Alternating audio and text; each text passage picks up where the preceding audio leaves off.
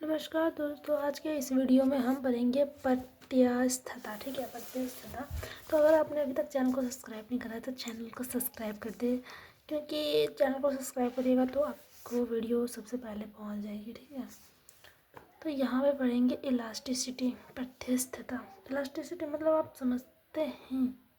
देखिए यहाँ पे इसका डिस्क्रिप्शन पढ़ते हैं। प्रत्यस्थता पदार्थ का वह गुण है जिसके कारण वस्तु उस पर लगाए गए बाह्य बल से उत्पन्न किसी भी प्रकार के परिवर्तन का विरोध करती है तथा जैसे कि बल हटा लिया जाए तो वह अपनी पूर्वावस्था में आ जाती है। आप रबर को, एक मिनट रुक जाओ, मैं रबर ले गया। देखो ये इस अवस्था में है, ठीक है, इसको ये अवस्था में है, ठीक है, ये रबर है और इसको हम जब बाह्य बल लगा के इसको खींचेंगे तब ये क्या होगा, यही इसकी इलास्टिसिटी है, ये गुण है। ठीक है, और जब हम इसको छोड़ देंगे तब ये पूर्व उसी अवस्था में आ जाएगा। ऐसा तो नहीं हम खींचेंगे और ये ऐसा ही रहेगा, नहीं ना रहेगा। इसको इलास्टिसिटी बोलते हैं, इलास्टिसिटी है। ठीक है, ये इसका गुण है। अगर कोई पूछ दे कि रबर में कौन सा गुण पाया जाता है तो बोल देना इलास्टिसिटी। ठीक है, प्रत्यस्थता। अब यहाँ पे देखेंगे प्रत्यस्थता की सीमा, इलास्टिक लिमिट। विरूपक बल के परिणाम की वह सीमा जिससे कम बल लगाने पर पदार्थ की प्रत्यस्थता का गुण बना रहता है तथा जिससे अधिक बल लगाने पर पदार्थ की प्रत्यस्थता का गुण समाप्त हो जाता है, प्रत्यस्थता की सीमा कहलाती है। समझ में आया। विकृति, स्ट्रेन। किसी तार पर विरूपक बल लगाने पर उसकी प्रारंभिक लंबाई L में वृद्धि होती है तो एल वाई, देखो स्मॉल एल वाई लार्ज, मतलब सॉरी कैपिटल एल की विकृति कहते हैं।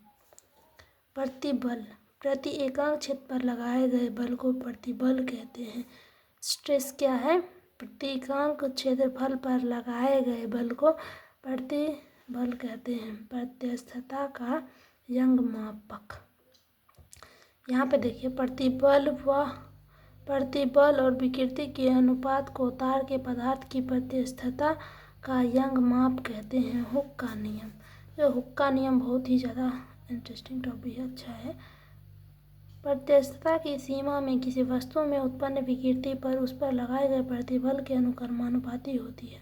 अर्थात ये देखो व्यंजन दे रखा है, प्रतिबल अनुक्रमानुपाती विकृति या प्रतिबल बटा विकृति इक्वल ई को एक नियतांक बोलते हैं। ठीक है, यहाँ पे देखो प्रत्यस्थता गुणांक ई से डिनोट किया गया है प्रत्यस्थता गुणांक को।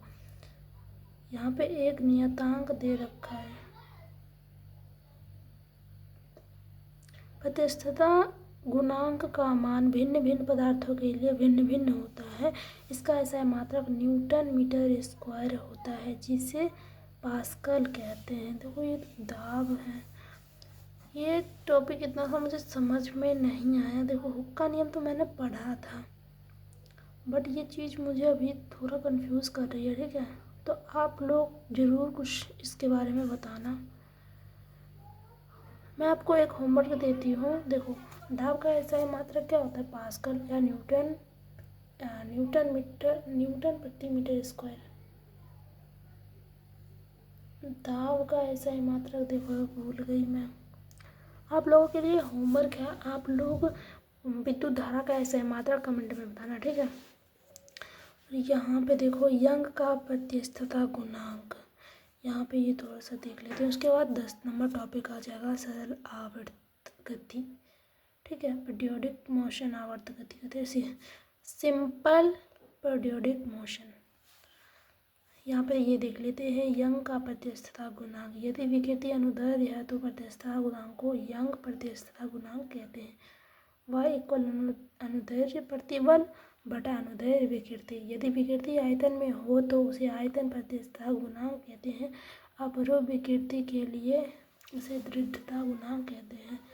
सरल आवर्त गति। कल इस मतलब अगले टॉपिक में मैं बताऊंगी सरल आवर्त गति पर चर्चा करेंगे। तब तक के लिए धन्यवाद, मिलते हैं नेक्स्ट वीडियो में। Bye bye. अगर आपने चैनल को अभी भी सब्सक्राइब नहीं करा है तो प्लीज़ चैनल को सब्सक्राइब कर दे, तब जाके पढ़े। Bye bye.